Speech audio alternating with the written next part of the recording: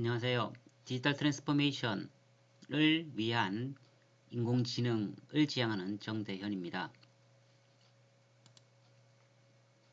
이 시간에는 먼저 정보 시스템의 종류를 살펴보겠습니다. 자, 이비즈니스, 전자상거래, 전자정부라고 하는 내용이 언급되어 있죠. 이비즈니스라고 하면은 주요한 비즈니스 프로세스들을 수행하기 위해서 인터넷과 디지털 기술을 활용하는 전반적인 내용을 이비즈니스라고 표현을 합니다. 오늘날에는 M비즈니스, M커머스 이런 표현들을 많이 쓰죠. 즉 모바일을 활용한 내용을 담고 있습니다. 이커머스라고 할 때 우리가 이 전자상거래를 의미하죠. 인터넷을 통해서 제품이나 서비스를 사고 파는 일체의 행위를 우리가 이커머스라고 하는 표현으로 대신해서 사용하고 있습니다. 전자정부가 나옵니다. 시민, 기업체, 다른 정부기관에 정보와 서비스를 전달하기 위해서 역시 인터넷 기술을 활용하는 것은 넓은 의미로 e-government라고 하는 표현을 사용할 수가 있겠습니다. 협업, 기업의 경영 관점에서 볼 때에 무엇보다 중요한 것이 바로 이 협업이라고 하는 개념이었습니다. 뒤에서도 언급되겠지만 거버넌스라고 하는 표현에서 핵심 키워드는 협업이었습니다. 협업의 중요성이 높아지는 이유에 관해서는 여러 가지가 언급 가능하겠습니다만 기업 조직의 변화 그리고 혁신을 강조하는 이러한 문화에 있어서 무엇보다 이종 기업 간 또는 동종 기업 간 또는 한 구성원들의 이 협업의 개념을 통해서 결국 기업의 목적을 실현할 수 있도록 전략을 구사해야 할 것입니다. 소셜 비즈니스가 언급되어 있습니다. 우리가 오늘날 이제 SNS를 통해서 여러 구성원들 간의 어떤 것 소통의 한 장으로서 이러한 다양한 네트워킹 플랫폼을 사용하고 있죠. 무엇보다 중요한 것 중에 하나가 바로 이 정보 투명성을 필요로 하는, 즉 사람들은 다른 사람들의 간섭 없이 서로 의견과 사실을 공유, 특히 기업 관점에서는요, 암묵적 지식 또는 기타 여러 어떤 지식들을 공유할 수 있는 이러한 투명한 어떤 것 소셜 비즈니스를 지향할 수 있도록 해야 할 것입니다.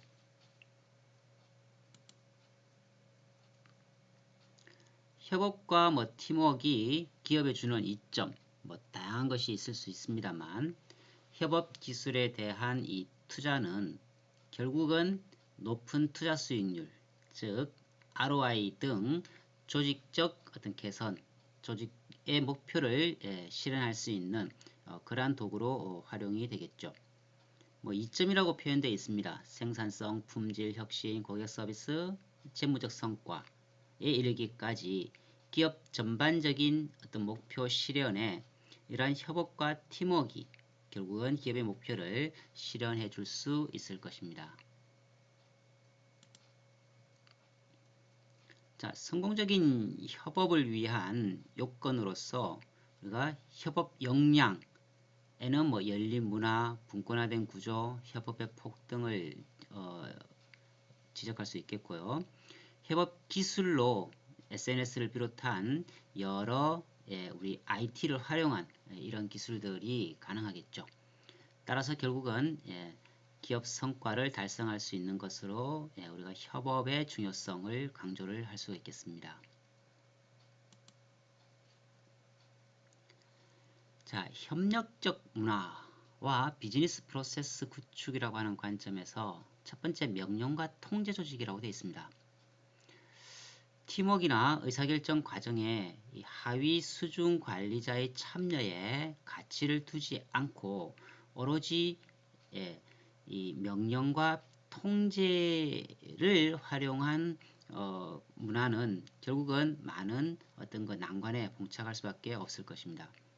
반면 협력적인 어떤 기업 문화를 지향하는 조직은요, 결국 이 팀원들의 협업을 유도해낼 수 있는 방향으로 관리자가 팀워크를 강화하는 것이 결국은 주 업무라고 할 수 있겠습니다.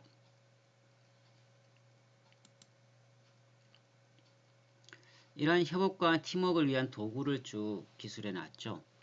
이메일, 또 인스턴트 메시징, 또 위키, 가상세계, 협업과 소셜 비즈니스 플랫폼 등 다양한 도구를 활용해서 협업을 강조를 할 수가 있겠습니다.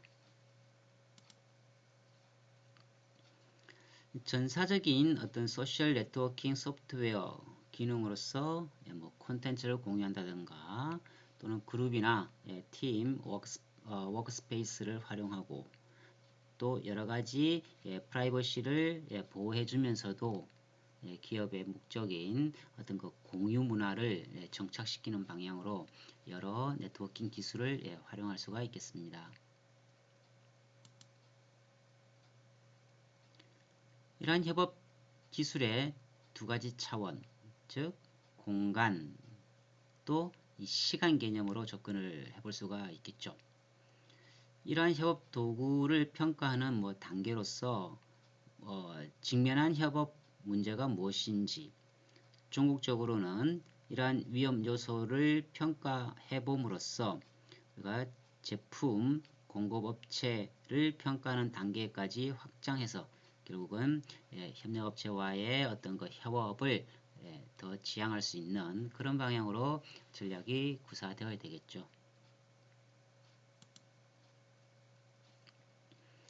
시간과 공간 관점에서 이렇게 우리가 네 가지로 매트릭스화 시킬 수가 있을 겁니다. 서로 이 다른 시간, 즉 비동시적이면서도 또 다른 공간의 이제 내용을 살펴보시면 이메일이나 게시판이나 블로그나 또는 여러 기타 IT 솔루션 등을 이제 활용할 수가 있겠죠.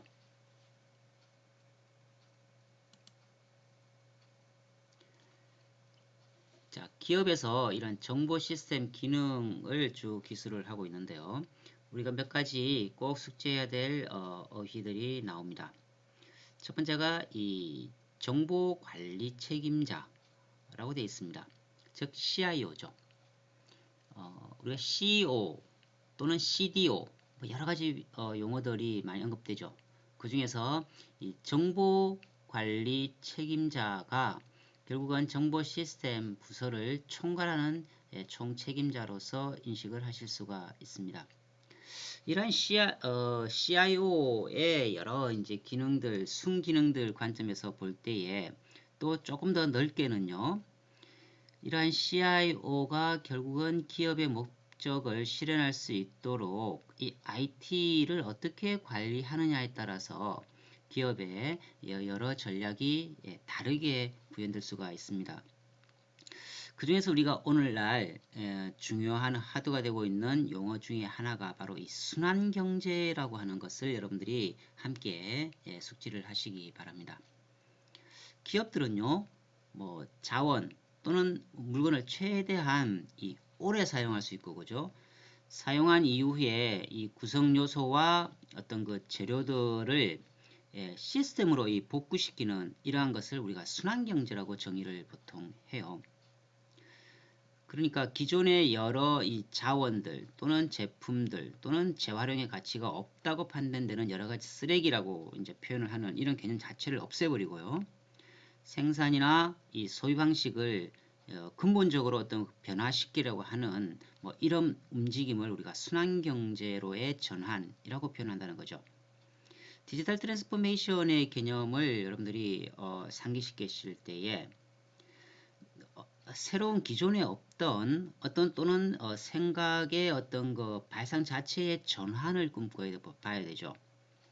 따라서 이러한 순환경제를 통해서 경제와 또 사회 전반에 걸쳐서 어떤 가치를 순환시키는 더 어쩌면 건전하고 또는 번창할 수 있는 이러한 생태계를 만들 수 있어야 됩니다.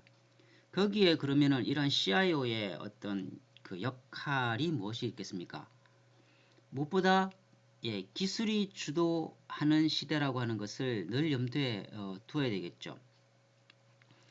오늘날 이 기업들이 직면하는 그 수많은 기회 혹은 어떤 과제와 마찬가지로요. 이 기술이 결국 이 순환경제 구축을 위한 중요한 하나의 원동력이 된다라고 하는 생각을 하실 필요성이 있습니다. 그러니까 필경영, 필환경이라고 하는 표현이 있죠. 반드시 기업은 이러한 그 환경과 관련된 문제를 늘 염두에 두고 전략을 구사해야 될 겁니다. 즉 자원 낭비를 줄이고 더 많은 가치를 창출할 수 있는 각종 기술이 발전하고 있기 때문이겠죠. 빅데이터, 자동화 솔루션, 애널리틱스 기술 등이 대표적이라고 할 수가 있겠습니다. 이처럼 이 변화를 주도하기 위한 이런 CIO가 취할 수 있는 여러 핵심 단계가 많겠죠. 어쨌든 먼저 한 발 살짝 물러나서 기술이 어떻게 이 순환 경제를 가능케 하는지를 CIO는 늘 염두에 두어야 될 것입니다. 따라서 이 순환 모델로의 전환, 즉 디지털 트랜스포메이션으로의 전환 등을 통해서 가치를 구현하려는 기업이라고 한다면 물리적, 또 디지털, 또 생물학적 영역에서 이러한 4차 산업혁명 기술을 적극 도입해야 될 겁니다. 디지털 영역에서는 컴퓨터, 전자공학, 통신과학 등 다양한 흔히 4차 산업혁명의 핵심 기술인 인공지능, IoT, 빅데이터, 애널리틱스, 또 이 블록체인 등 여러 기술들을 염두에 둘 수 있을 겁니다. 두 번째 물리적 영역이라고 보시면은 재료의 기본 성질이나 에너지 또 이 자연 동력과 그 상호작용에 기반한 여러 기술들이 있죠. 예를 들면 3D 프린팅이라든가 로보틱스라든가 이러한 것들을 떠올릴 수가 있겠습니다. 생물학적 영역에서도 마찬가지 개념이겠죠. 바이오 에너지 등을 적극 활용하려고 하는 이러한 노력도 필요할 거고요. 그래서 우리가 이 효율성 향상을 통해서 결국은 자원 낭비를 감소시킬 수 있는 방향으로 CIO들은 이 끊임없는 구상을 해봐야 될 겁니다. 거기에 우리가 이 순환 혁신을 주도할 수 있는 그런 몇 가지 팁을 언급을 한다면요. 첫 번째가 이 앞장서기입니다. CIO는요. 이러한 어떤 그 선순환 고리로 변화를 할 수 있는 디지털 트랜스포메이션 이 관점에서 중심적인 역할을 수행을 해야 한다는 겁니다. 이를테면 최신 동향을 숙지해야 하고 그죠. 해당 기업의 어떤 그 순환 잠재력을 파악하고 주도하기 위한 이런 IT 어떤 그 총책임자로서의 어떤 그러한 주도하기 위한 이런 노력들을 해야 한다는 거죠. 기업의 중요한 것 중에 하나가 바로 이 문화라고 했습니다. 이 순환 혁신 문화 정착을 할 수 있도록 CIO는 이 순환의 가치를 목표로 하는 그러한 혁신 문화가 조성되도록 역시 지원해야 되는 역할을 수행해야 할 겁니다. 그리고 민첩성을 지원할 수 있어야 되죠. 기업을 둘러싸고 있는 환경은 급변하고 있기 때문에요. CIO는 이 새로운 기술이나 또 비즈니스 모델을 빠르게 테스트하고 순방향으로 어떤 그 전환이 용이하도록 이런 그 운영 모델을 위한 어떤 기반 구축을 해나가야 되겠죠. 끝으로 이제 우리가 지금 지속적으로 언급되고 있는 바로 협업 관점에서요. 이 전사적 협력, 전사적 협업을 항상 염두에 둬야 될 겁니다. CIO는 R&D, 설계 및 개발, 생산, 물류 등 여러 팀과의 협업을 통해서 결국은 기업의 어떤 그 선순환 경제로의 전환을 촉진하는 이러한 신기술의 준비 상태를 늘 파악하려고 하는 그러한 노력들이 절실하다고 말씀드릴 수 있겠습니다.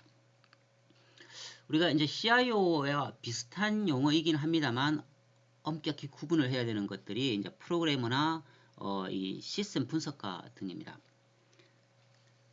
여러분들이 이 프로그래머가 특히 이 시스템 분석가를 정확하게 구분하실 수 있는 그러한 것이 필요합니다. 프로그래머라고 하면은 그죠? 컴퓨터에 사용될 소프트웨어 명령어를 작성하는 그대로 훈련된 기술 전문가이죠. 반면 시스템 분석가라고 하면은요, 이 정보 시스템 그룹과 조직 간의 어떤 그 연결고리 역할을 담당하는 사람이죠. 즉, 경영 문제와 또 요구 사항들을 정보 시스템 요구 사항과 시스템으로 변환하는 것이 시스템 분석가의 역할이라고 할 수가 있겠습니다. 그래서 프로그래머와 시스템 분석가는 조금 구분을 시켜 주시기 바랍니다. 기억해야 될 용어 중에 하나가 바로 이 IT 거버넌스에 관한 내용입니다. 국가 경영, 공공 경영 또는 기업 경영에 있어서 이 거버넌스라고 하는 표현을 늘 활용을 하고 있죠. IT 자원과 정보를 통해서 어떤 조직의 경영 목표를 충족시킬 수 있는 그러한 계획을 개발하고 통제하는 프로세스를 거버넌스라고 할 수 있겠습니다. 경영의 목표를 실현할 수 있도록 협업을 유지해 나갈 수 있는, 즉 다른 여러 부서들과의 협업을 통해서 경영 목적을 실현할 수 있는 방향으로 큰 정책을 수립할 수 있는 사람을 우리가 의미를 하는 거겠죠. IT 자원을 이 경쟁 우위 확보와 조직의 목표 달성을 위해서 사용을 하고, 또 원만하게 원활하게 협업을 지향함으로써 경영의 목표를 수행할 수 있도록 리더십, 조직 또는 프로세스 등으로 이 IT 자원을 활용하는 이런 것을 거버넌스라고 하는 관점에서 IT에 포커스를 맞춘 것이 IT 거버넌스라고 할 수 있겠습니다.